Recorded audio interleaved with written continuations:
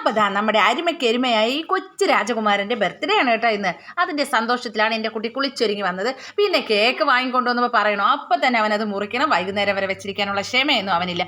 അങ്ങനെ ആദ്യം തന്നെ മുറിച്ച് അവ എടുത്തിട്ടുണ്ട്, രണ്ടാമത്തെ മുറിച്ച് എൻ്റെ അയനുകുട്ടിനും എടുത്തിട്ടുണ്ട് കേട്ടോ. പിന്നെ സ്നേഹപ്രകടനങ്ങളാണ്, കൊടുക്കലും വാങ്ങലും ഇടിയും ബഹളവും ഒക്കെ ആയിട്ട് അതങ്ങ് പോയിട്ടുണ്ട്.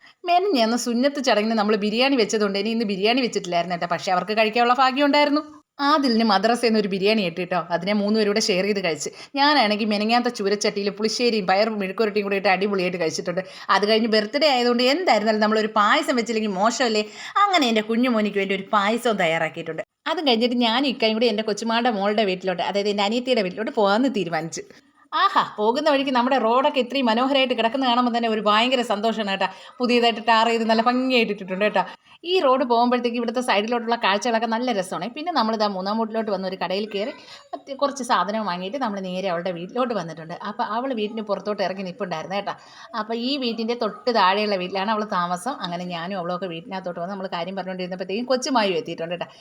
പിന്നെ അനീസ നമുക്ക് ചായയും മിച്ചറും ഒക്കെ കൊണ്ടു തന്നിട്ട് അങ്ങനെ ഞങ്ങളും അവളെ മോളും ഒക്കെ കൂടെ കാര്യം പറഞ്ഞ് അതൊക്കെ കഴിച്ചുകൊണ്ടിരുന്നിട്ട്. അപ്പോൾ കുറേ നാളായി നമ്മളൊക്കെ ഇങ്ങനെ കൂടിയിട്ട് അങ്ങനെ സംസാരിച്ചുകൊണ്ടിരുന്നപ്പോൾ അവളെ അനിയത്തി ഷാനിയും മക്കളും ഹസ്ബൻഡും ഒക്കെ വന്നിട്ടുണ്ട് കേട്ടോ. അപ്പോൾ ഷാനിയുടെ മോള് കുഞ്ഞിലെ ഷാനി ഇരുന്നാണൊക്കെ ഇരിപ്പുണ്ട് കേട്ടോ. ഇതാണ് അവളുടെ മോൻ. അപ്പോൾ നമ്മൾ പിന്നെ അവരോടൊക്കെ യാത്ര പറഞ്ഞ് വീട്ടിലോട്ട് വന്നിട്ടുണ്ട്. ഓക്കെ.